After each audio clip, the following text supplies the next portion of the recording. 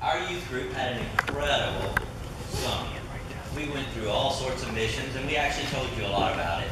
They did a whole bunch of ministries, mission work. They went to back-to-school retreats, all kinds of stuff, and it was incredible. And they were on such a spiritual high by the end of the summer that you could just see Jesus working all through it.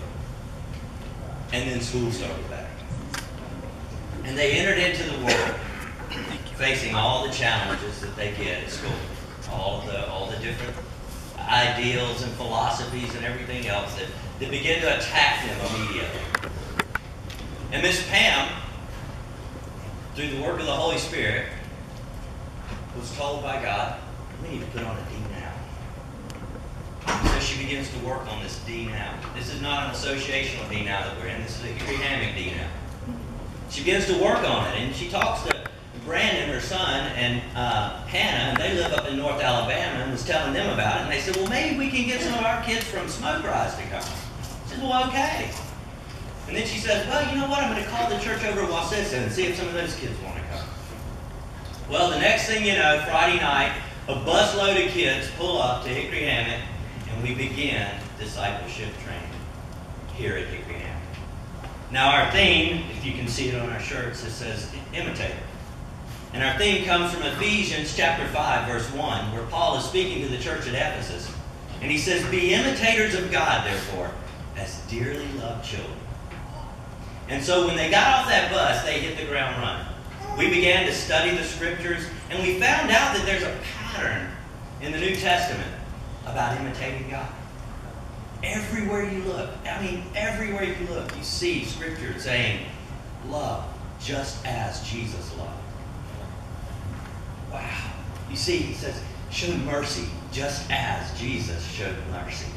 And it's all through the Bible. Everything. All through it. And we began to dig in there and study the scriptures and get this understanding of what it meant to be an imitator of God.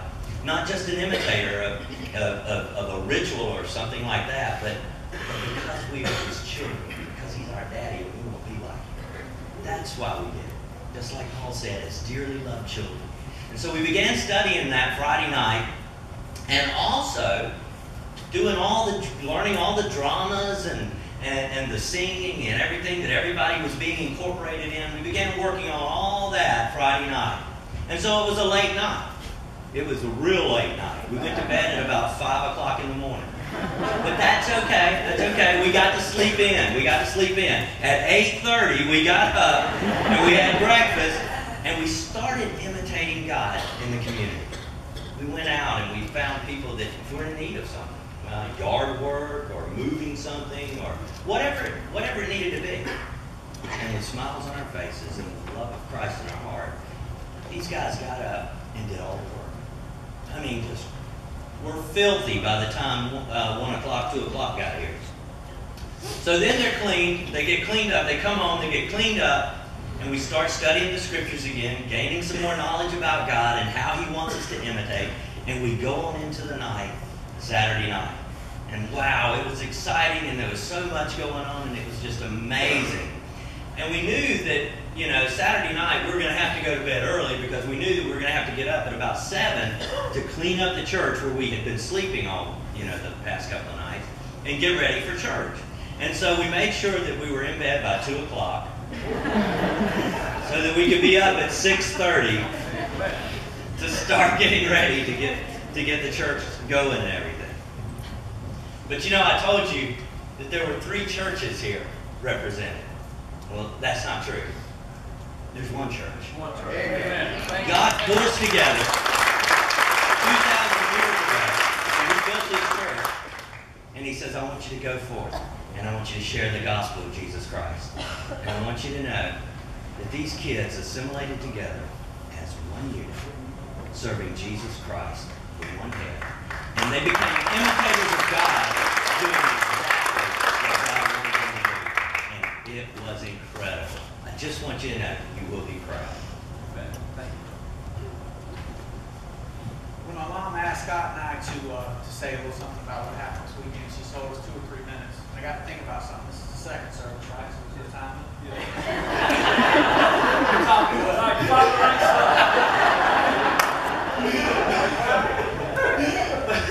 But no, seriously. seriously, Scott alluded to the fact of something last night. I want to share something that we got to experience last night. I don't know how many of you out there are familiar with the Teen Challenge program. The church that we go to in North Alabama there, Smoke Rise. We're very blessed. There's a women's Teen Challenge just a few miles away from us. They come and worship with us very often.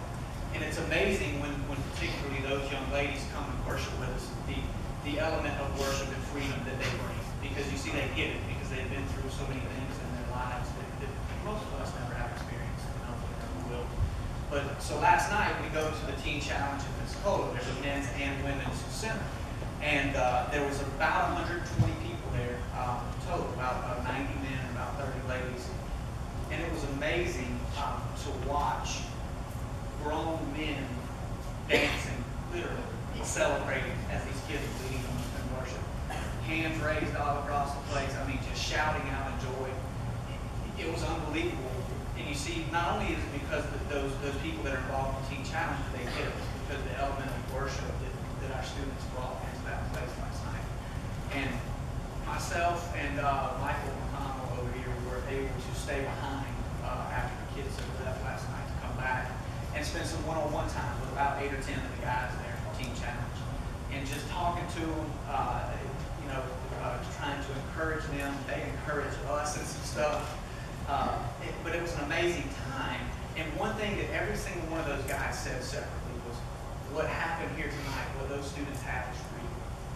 And that was amazing to hear that they could sense that they knew that what they saw wasn't an act or performance or a show, but it was something real. And just two stories of two guys that we talked to last night. One young man has been, Teen Challenge is a one-year program. And it's a faith-based program. They give them the gospel. They're one of the highest success rates of any recovery program in the United States. And there's one young man who had been there for 10 months. So he's almost done. And he shared with Michael, he said that for 10 months he'd been in that rehab program for himself.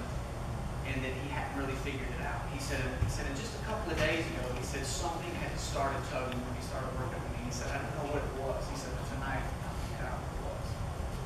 Because of what they did, because of what these students did in front of him last night. That was really awesome. And then there was another young man there, his name is Cody, who he's just finishing his 12 months. He's in their leadership program where he has decided he will stay on with the Teen Challenge ministry and work there now as a counselor to help people that have been through the things that he's been through. And he shared with us, he said that just 2 weeks ago he made that decision. That basically he's now going to be in the full-time ministry. And that's going to be what he does. And he said that ever since that he did that he said that the spiritual warfare in his life was unbelievable. And he started sharing, these attacks that came against him. And he said the same thing, though. He said that tonight these students reaffirmed to me that what I'm supposed to do is be right here saying and working with people. I say that to say that what these students do and the things that they are allowed to go out from this church and do, it's very real and it impacts real lives. So that brings me to my second point. I just want to say thank you guys to Hickory Hammock, because y'all are awesome. I mean, I grew up in this church, and sometimes you don't really appreciate things when you're there every single day. But we've been gone from here for a year now, and we have a great church home. But it's amazing the little things that you guys did to help us bring our students down here. There was a guy in this church that volunteered to drive his own truck up to our church and drive our church bus down here because we were having problems finding a driver, CDL driver who could drive us down.